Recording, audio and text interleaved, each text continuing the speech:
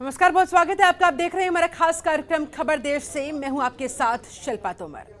आज हम अपने इस खास कार्यक्रम में बात करेंगे दरकता हिमालय हम कितने जिम्मेदार की। विकास के नाम पर जिस तरह से जिंदगी देने वाली इन नदियों और पहाड़ों को बांधा जा रहा है, जिस तरह से इन पहाड़ों में जिनसे लिपटकर ये नदियां मैदान पर उतरती है, इन भागीरथी जटाओं में सेंध लगाकर अनगिनत सुरंगें खोदी जा रही है, उनके खिलाफ कुदरत का गुस्सा देखने को मिल रहा है। उत्तराखंड और हिमाचल प्रदेश में कई जगह बादल फटने के बाद भारी बारिश से कोहराम मचा हुआ है। बादल फटने के बाद आई बाढ़ से इन पहाड़ी राज्यों में जान माल का भारी नुकसान हुआ है। यहां तक की स्थितियां इतनी बिगड़ चुकी है कि पीएम नरेंद्र मोदी ने, गृह मंत्री अमित शाह ने यह कहा है कि वे हालातों पर करीब से नजर रख रहे हैं। ऐसे में बड़ा सवाल कि तरक्की के नाम पर इंसानों की इस हरकत को देखते हुए शायद कुदरत ने भी उस इंसान को चुनौती देने की ठान ली है जो घमंडी हो चुका है, जिसे लगता है कि कुदरत के दिन और रात भी उसकी बनाई सरकारों के गुलाम है। मौसम उसके ही अध्यादेशों का पालन करते हैं, पर इस बार अचानक इन नदियों और पहाड़ों ने यह फैसला कर लिया कि वो तरक्की के नाम पर की जा रही इस गैर कानूनी छेड़छाड़ से अपनी जमीन को पाक साफ करेंगे। हिमालय क्षेत्रों में लगातार फट रहे बादल, लैंडस्लाइड से कई अहम और बुनियादी सवाल खड़े होते हुए सवाल उठता है कि मौसम में हो रहे बदलाव को लेकर हम कितने जिम्मेदार हैं। क्या पहाड़ों पर पेड़ों की अंधाधुंध कटाई, सड़कों और सुरंगों के निर्माण की वजह से पहाड़ कमजोर होते जा रहे हैं? सवाल यह भी उठता है कि पहाड़ों को तोड़ने के लिए किए जा रहे विस्फोटों से क्या कमजोर हो रहे हैं पहाड़? आज इन्हीं कुछ सवालों पर हम करेंगे चर्चा अपने खास मेहमानों के साथ, लेकिन उससे पहले आप ये रिपोर्ट देखिए और मामले की गंभीरता को समझिए।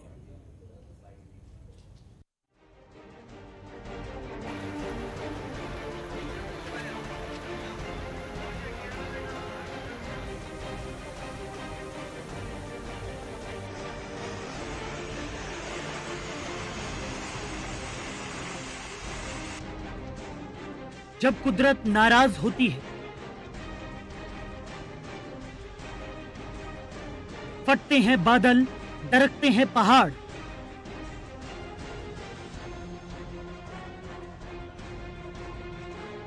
खिसक जाती है जमीन, कागजों की तरह बहने लगती हैं कार।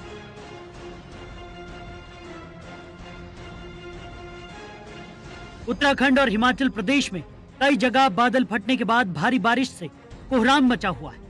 बादल फटने के बाद आई बाढ़ और लैंडस्लाइड से इन पहाड़ी राज्यों में जान माल का भारी नुकसान हुआ है। स्थितियां इतनी बिगड़ चुकी हैं कि प्रधानमंत्री नरेंद्र मोदी और गृह मंत्री अमित शाह को कहना पड़ा है कि वो हालातों पर करीब से नजर रख रहे हैं। उन्होंने सभी तरह की मदद का भरोसा दिया है। हर साल मानसून के समय पहाड़ों के दरकने की खबरें आती रहती हैं। इस साल चमोली में ग्लेशियर के टूटने से हुई तबाही सभी को याद है। ऐसे में सवाल उठता है कि हिमालय लगातार क्यों दरक रहा है? दरअसल पेड़ों की अंधाधुंध कटाई, सड़कों, सुरंगों और भवनों के अवैज्ञानिक तरीके से निर्माण के कारण पहाड़ों पर अब खतरा बढ़ने लगा है। इससे हिमालय की उच्च और मध्यवर्ती पहाड़ों की मुख्य संरचना में तेजी से बदलाव आ रहा है। पहाड़ों की मजबूती की मुख्य सतह यानी मेन सेंट्रल क्रस्ट और मेन बाउंड्री क्रस्ट इन्हीं कारणों से कमजोर पड़ने लगी। इससे संबंधित इलाकों में भूस्खलन, बादल फटना जैसी प्राकृतिक आपदाओं का भीषण खतरा उत्पन्न हो गया है। वैज्ञानिकों ने चेताया है कि पहाड़ों से छेड़छाड़ नहीं रुकी तो हिमाचल में भूस्खलन की घटनाओं को रोकना बेहद मुश्किल होगा। विस्फोटों से कमजोर हो रहे हैं पहाड़। इंडिया वाटर पोर्टल की एक रिपोर्ट के मुताबिक उत्तराखंड में जो जल विद्युत परियोजनाएं बनाई गई, वहां पानी को रोकने के लिए बांध भी बनाए गए और पानी को छोड़ने के लिए सुरंगें यानी टनल्स भी बनाई गई। ये सुरंगें बहुत लंबी और चौड़ी होती हैं। ये पहाड़ों को काटकर बनाई जाती हैं। इन सुरंगों को बनाने में पहाड़ हिल जाते हैं, यानी भूस्खलन का खतरा बढ़ जाता है। बहुत से एक्सपर्ट्स 2010 की बाढ़, 2013 की आपदा और अब 2021 के हादसे को मैन मेड डिजास्टर भी मानते हैं। सरकारी रिपोर्ट्स के मुताबिक जोशीमठ में पहाड़ कटाव के लिए 2006 से 2011 के बीच 20,000 किलो से ज्यादा का विस्फोटक और 1.5 लाख से ज्यादा के डेटोनेटरों का इस्तेमाल किया गया था। उत्तराखंड में बिजली परियोजनाओं से क्या कमजोर हो रहे हैं पहाड़? सुप्रीम कोर्ट ने 2013 में केदारनाथ हादसे के बाद रवि चोपड़ा कमेटी बनाई थी, जिसने अपनी रिपोर्ट 2014 में पेश की थी। इस रिपोर्ट में कमेटी ने बताया था कि 23 जल विद्युत परियोजनाओं को बंद कर दिया जाना चाहिए। पूरे उत्तराखंड में पर्यावरण के साथ किस हद तक खिलवाड़ हो रहा है, इसका अंदाजा इसी से लगाया जा सकता है कि यहाँ तमाम छोटी बड़ी कंपनियों के 60 से ज्यादा बिजली परियोजनाएं चल रही हैं। अकेले 29 पनबिजली योजनाओं से ही करीब 4000 मेगावाट बिजली उत्पादन होता है। यहाँ यूजेवीएनएल के अकेले पहाड़ों की नदियों पर 32 पनबिजली योजनाएं चालू की गई हैं। यानी कुल मिलाकर उत्तराखंड की नदियों पर बिजली परियोजनाओं का जाल फैला हुआ है, जो न सिर्फ नदियों का रुख मोड़ रही है बल्कि पहाड़ों के दामन को लगातार कमजोर कर रही है। नतीजा कभी 2013 तो कभी 2021 की शक्ल में हमारे सामने है। इतना ही नहीं, दर्जन भर से ज्यादा ऐसी बिजली परियोजनाएं तो सुप्रीम कोर्ट में अटकी पड़ी है। और ये सब कुछ हो रहा है इंसानी तरक्की और विकास के नाम पर। विकास के नाम पर जिस तरह जिंदगी देने वाली इन नदियों और पहाड़ों को बांधा जा रहा है, जिस तरह इन पहाड़ों में जिनसे लिपटकर ये नदियां मैदान पर उतरती हैं, इन भागीरथी जटाओं में सेंध लगाकर अनगिनत सुरंगें खोदी जा रही हैं, उनके खिलाफ कुदरत का ये गुस्सा भी है और चेतावनी भी। ब्यूरो रिपोर्ट, जनतंत्र टीवी।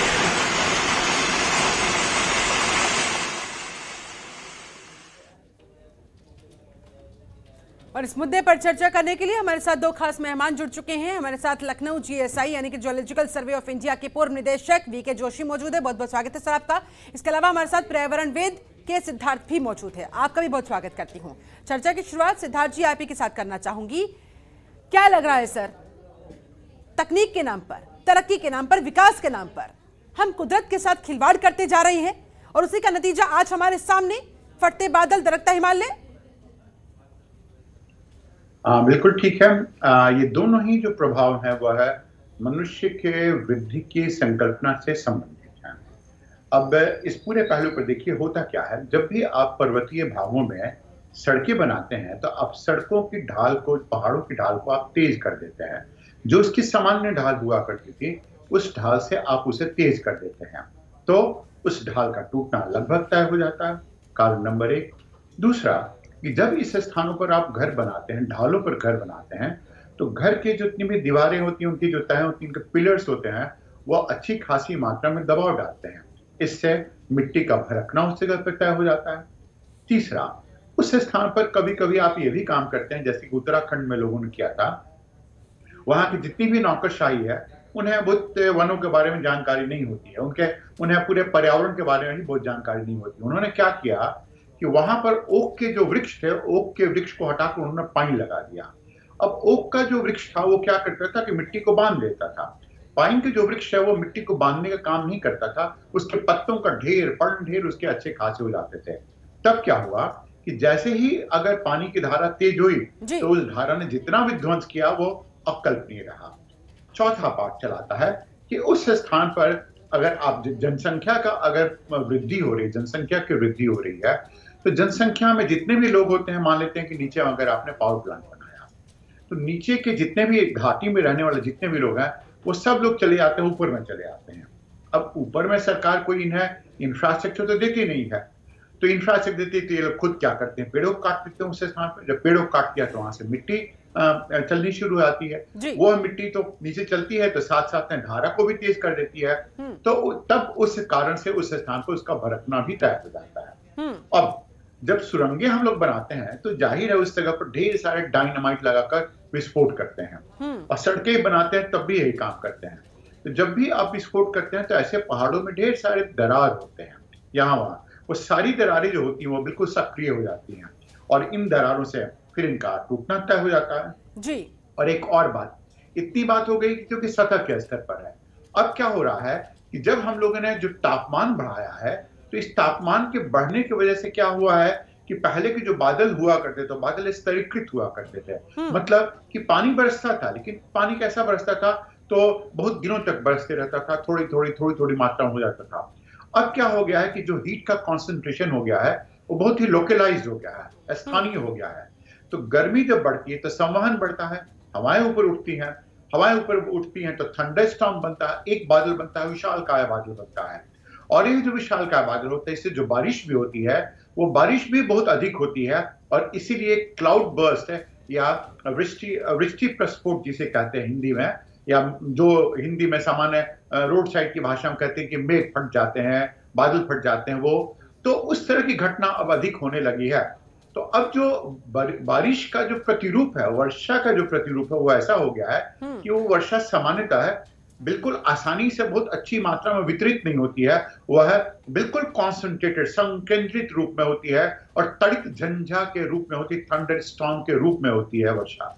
और इसीलिए अब वृष्टि प्रस्फोट या क्लाउड बर्स्ट की जो घटना है वो पहले से तेज होने लगी है। ठीक है। अब ये क्लाउड बर्स्ट की अगर घटना होती है उस स्थान पर जहां पर की ढाल पहले से ही गई गुजरी है, हाँ। जहां पर पेड़ों को काट दिया है, तो आप वहां पर क्या कल्पना करेंगे? वहां पर भूस्खलन नहीं होगा तो अब क्या होगा, आप बताइए। एग्जैक्टली ये बहुत बड़ा सवाल है। चलिए ठीक है, लौटूंगी सर आपके पास। हमारे साथ लखनऊ जीएसआई से पूर्व निदेशक वीके जोशी जी भी जुड़े हुए हैं। जोशी साहब, आपको क्या कारण समझ में आता है कुदरत के इस क्रोध के पीछे? काफी सारे कारण तो सिद्धार्थ साहब ने एक्सप्लेन कर दिए और मैं इनसे बिल्कुल सहमत हूं, लेकिन कुछ बातें ऐड करना चाहता हूं। जब 1863 में नैनीताल में एक लैंडस्लाइड हुआ चाइना पीक साइड से, उसके बाद 1880 में लैंडस्लाइड हुआ नैनीताल में स्नो व्यू की साइड से, जिसमें कि फ्लैट्स हमारा बन गया नैनीताल में। उसके बाद 1894 में गोहना में लैंडस्लाइड हुआ, जिसमें कि पूरा पहाड़ का पहाड़ नदी में आके, बिरही गंगा में आके गिर गया और एक बहुत बड़ा वहाँ पर लेक बन गई और बहुत बड़ा डैम बन गया, जो कि 1 साल के बाद बर्स्ट किया। मगर उस समय एक तो आबादी कम थी, दूसरे में सरकार की तैयारी आपको बताना चाहता हूँ। जब गोहना में लैंडस्लाइड हुआ तो पहले ही एक थॉमस हॉलैंड, एक जीएसआई का जियोलॉजिस्ट था, हाँ। उसने वहाँ जाके सर्वे करके कैलकुलेट करके बता दिया था कि फला तारीख अगले साल ये डैम फटेगा। तो उसके पहले एक वहाँ पर एक आर्मी ऑफिसर को पोस्ट कर दिया गया कि अगर ऐसी घटना हुई तो आप वहाँ से फौरन वायरलेस करेंगे। वायरलेस की लाइन बिछाई गई हरिद्वार तक। नतीजा ये हुआ कि घटना होते ही लोगों के पहले ही पूरी आबादी खाली कर दी गई। हरिद्वार, श्रीनगर, सब जगह खाली करवा दिया गया। फिर भी श्रीनगर में एक परिवार के 5 लोग गए अपने घर से कुछ सामान लाने और उसी रात दुर्भाग्यवश ये घटना घटी। तो कहने का तात्पर्य है कि मौतें केवल 5 हुई। ये जरूर है कि नदी के किनारे के घर डूबे। अभी क्या हो गया है कि लोगों ने नदी के रास्ते में, नदियों नालों के रास्ते में और यहाँ तक कि नदी नालों के ऊपर भी घर बना लिए हैं, क्योंकि आबादी जैसा कहा बेशुमार हो गई है। उसके ऊपर कोई रुकावट, कोई रोक नहीं है। सरकारी तंत्र है रोकने के लिए, लेकिन बड़े दुर्भाग्य की बात है कि रोक नहीं होती, नक्शे पास कर दिए जाते हैं। तो जब आप पानी के रास्ते में घर बनाएंगे तो क्या होगा? जब पानी अपना रास्ता बनाएगा तो आपके घर को साथ में ले जाएगा, जैसे कि कल धर्मशाला के लैंडस्लाइड में हुआ है। तो ये चीजों को देखने के लिए जो लोकल बॉडीज होती हैं, जो डेवलपमेंट अथॉरिटीज होती हैं, उनका रोल होता है। उनका क्या रोल है मुझे आज तक नहीं समझ में आया। विकल्प हो सकते हैं बहुत बड़ी कि विकास भी संभव हो और कुदरत को नाराज भी ना किया जाए, इस पर भी आपसे करेंगे चर्चा। फिलहाल मुझे यहाँ पर एक बहुत छोटे से ब्रेक के लिए रुकना होगा। ब्रेक के बाद लौटेंगे, चर्चा को आगे बढ़ाएंगे और इन्हीं तमाम कारणों को करेंगे जानने की कोशिश। फिलहाल वक्त छोटे से ब्रेक का। ब्रेक के बाद बहुत स्वागत है आपका। आप देख रहे हैं हमारी खास पेशकश, जिसमें आज हम चर्चा कर रहे हैं कि आखिरकार क्या वजह है जो पहाड़ कमजोर होते जा रहे हैं। क्या इसके पीछे जिस तरह से विकास के नाम पर, तरक्की के नाम पर हम सड़कें बना रहे हैं, सुरंगें खोद रहे हैं, बिजली परियोजनाओं के नाम पर क्या कुदरत के साथ हम लोग खिलवाड़ कर रहे हैं? हम कितने जिम्मेदार हैं? आज इस मसले पर हो रही है चर्चा। हमारे साथ 2 खास मेहमान लगातार जुड़े हुए हैं। वीके जोशी, पूर्व निदेशक है जीएसआई लखनऊ के। इसके अलावा के सिद्धार्थ हमारे साथ पर्यावरणविद, वो भी मौजूद है। सिद्धार्थ साहब, आपके पास आते हुए, विकल्पों की हम ब्रेक पर जाने से पहले बात कर रहे थे कि ऐसा क्या विकल्प हो सकता है, किन विकल्पों पर गौर किया जा सकता है कि विकास भी हो जाए और कुदरत को नुकसान भी ना पहुंचे? क्या ये संभव नजर आता है?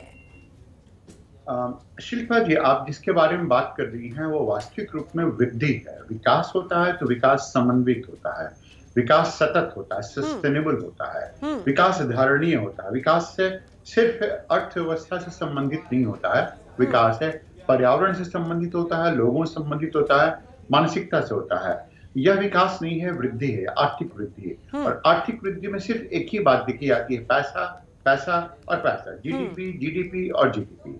अब यहां पर करना क्या है इस स्थान पर कि ये सभी चीजें हो सकती हैं। अब आपको छोटा सा उदाहरण आप लीजिए, अरुणाचल प्रदेश में जब तक बांध नहीं बने थे तब तक उसके पहले 15-20 वर्ष पहले वहां पर कुछ कुछ झीलें थी जिनमें की जो पानी की गुणवत्ता थी वो ड्रिंकिंग वाटर क्वालिटी थी, मतलब झीलों के पानी को आप पी सकते थे। अब वहां पर क्या किया सरकार ने, ठोक पीट करके वहां पर ढेर सारे 120 से भी अधिक वहां पर डैम बना दिए। सारी नदियां खराब हो गई, सारे झील खराब हो गए, पर्यावरण खराब हो गया। उस स्थान पर कौन सा चीज बुरा नहीं हुआ। अब हर एक जगह की अपनी अपनी विशेषता होती है। अरुणाचल प्रदेश की विशेषता क्या थी, यहाँ पर आप सैलानियों के टूरिज्म डेवलप करते हैं, एडवेंचर टूरिज्म डेवलप करते हैं, ट्रैवलिंग डेवलप करते हैं, क्योंकि इतनी विविध यहाँ पर दृश्य भूमि या लैंडस्केप हुआ करती थी। ठीक, अब वैसे ही चले आते हैं तो मानते हैं उत्तराखंड में एक अलग होगा, हिमाचल प्रदेश में अलग होगा। तो आपको सबसे पहला काम करना है कि उस स्थान पर क्या लैंड यूज हो सकता है, क्या एक्टिविटी हो सकती है, क्या आर्थिक गतिविधि हो सकती है जो पर्यावरण को नुकसान नहीं पहुंचाए, उसका एक मापदंड बनाना है जी। कुछ हद तक ये किया गया है एग्रो क्लाइमेटिक जोनेशन में। अब ये काम आपने कर लिया, तब आपको यह देखना है कि जिस काम को आप लेकर चलते हैं उस स्थान पर, अब जबरदस्ती के उस स्थान पर पावर प्लांट बनाएंगे तो डायनामाइट लगाना पड़ेगा, उड़ाना पड़ेगा। हाँ। बिना पावर प्लांट, बिना हाइड्रो इलेक्ट्रिक पावर प्लांट के भी हम लोग विद्युत जनरेट कर सकते हैं, जब निकाल सकते हैं, और हमारा देश भी चल सकता है और अच्छी तरीके से चल सकता है। पहले भी चला करता था देश, लेकिन अभी हमारी जो मानसिकता है वो अपनी वैश्विक हो गई है। हम लोग अपने से कुछ सोचते ही नहीं है। पश्चिमी देशों में जो भी किया उसकी नकल करते हैं बिना जाने सुने कि यह नकल कितना खराब हो सकता है, कितना खतरनाक हो सकता है, क्योंकि दिमागी रूप से गुलाम है हम लोग। अब वैसे स्थानों पर कि आप पर्यावरण के बारे में बात करती हैं तो किसी स्थान पर हॉर्टिकल्चर हो सकता है, किसी स्थान पर वृक्षारोपण हो सकता है। ये सभी चीजें आपको आमदनी देंगी। अब आप कल्पना कीजिए 1947 का एक ब्रिटिश पायलट जो कि हिमालयी क्षेत्र में वो उत्तराखंड में उसे गिर गया था बेचारा। उन्होंने क्या किया कि उस स्थान पर गायों को, नस्लों को उन्होंने बेहतर किया। माधवाशीष नाम थे, इन्हें पद्मश्री भी मिला था, आपको पता होगा। तो पूरे स्थान पर उन्होंने ऐसी व्यवस्था लागू कर दी कि वहां की गाय कम से कम 20-25 लीटर दूध दिया करती थी। अब इसे अगर किसी को बताया जाए तो इंजेक्शन देंगे, क्यों?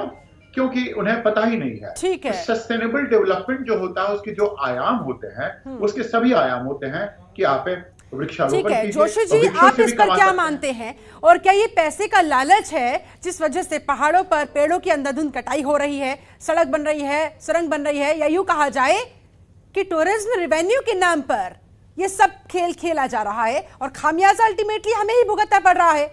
फाइनल कमेंट चाहूंगी जोशी जी आपका। नहीं, दोनों ही बात है। आप जो कह रही हैं अपनी जगह पर सही कह रही हैं, सिद्धार्थ साहब भी सही कह रहे हैं, लेकिन आपको इन टोटलिटी इस मामले को देखना है।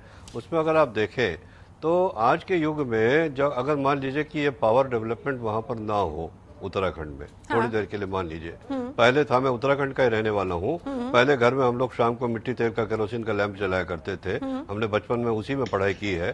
तो सारा शहर जो है, मैं अल्मोड़े का रहने वाला हूँ, बिल्कुल अंधेरा भुताया शहर दिखाई देता था। अभी वहाँ की ऐसा लगता है कि जैसे हम किसी विदेश में आ गए, ऐसा जगमगाता है। तो जो वहाँ का युवा है, जो वहाँ के रहने वाले लोग हैं, वो तो कल्पना करते हैं ना, अपने शहर की तुलना करते हैं विदेशों के पहाड़ों के शहरों से। तो वहाँ की जनता डिमांड करती है कि साहब बिजली पैदा होनी चाहिए, बिजली और चाहिए हमको। तो कहाँ से लाएंगे बिजली? तो एक तो हमें बिजली पैदा करने के लिए उपाय सोचने होंगे। दूसरी बात यह है कि development in harmony with nature होना चाहिए, प्रकृति के साथ तालमेल बिठाते हुए विकास, ना कि आर्थिक विकास, जैसा कि अभी सिद्धार्थ साहब ने कहा। सर, माफी के साथ आपको रोकना चाहूंगी, वक्त की थोड़ा कमी है। सिद्धार्थ जी, आपसे भी मैं फाइनल कमेंट चाहूंगी। क्या लगता है कैसे प्रकृति के साथ तालमेल बैठाकर विकास को, वृद्धि को आगे बढ़ाया जा सकता है? एक लाइन में जवाब दीजिएगा सर, जल्दी से। सबसे लोगों की मानसिकता को बदलकर परसेप्शन को नेचर के प्रति, प्रकृति के प्रति सम्मान, प्रकृति के प्रति सम्मान जब आएगा और उन्हें पता चलेगा कि इसके रिपरकशन कितने बुरे हो सकते हैं, तो इसका डेवलपमेंट वैसे ही होना शुरू हो जाएगा। उन्हें अवेयरनेस भी नहीं है, जागरूकता भी उनके पास में नहीं है। प्रकृति के प्रति सम्मान और उसके साथ में ही सभी जगह पर डेवलपमेंट के अलग अलग पैराडाइम, सिर्फ एक ही नहीं कि पैसा कमाना है। ठीक है, बहुत बहुत शुक्रिया आप दोनों खास मेहमानों का मेरे साथ इस खास चर्चा में जुड़ने के लिए। तो जिन कारणों पर हमने चर्चा की, जिन विकल्पों पर हमने बात की, उम्मीद है उस पर और ज्यादा गौर किए जाने की आवश्यकता जो नजर आ रही है, ऐसा होना चाहिए। और एक साफ सीधा संदेश ये जाता हुआ कि कुदरत को अगर छेड़ोगे तो कुदरत आपको छोड़ेगी नहीं, बाकी आप खुद ही समझदार हैं। चलिए इसी के साथ इस खास चर्चा में फिलहाल बस इतना ही। आप बने रहिए जनतंत्र टीवी के साथ। नमस्कार। खबरों के निष्पक्ष विश्लेषण के लिए सब्सक्राइब करें Jantantra TV and press the bell icon. Never miss any update.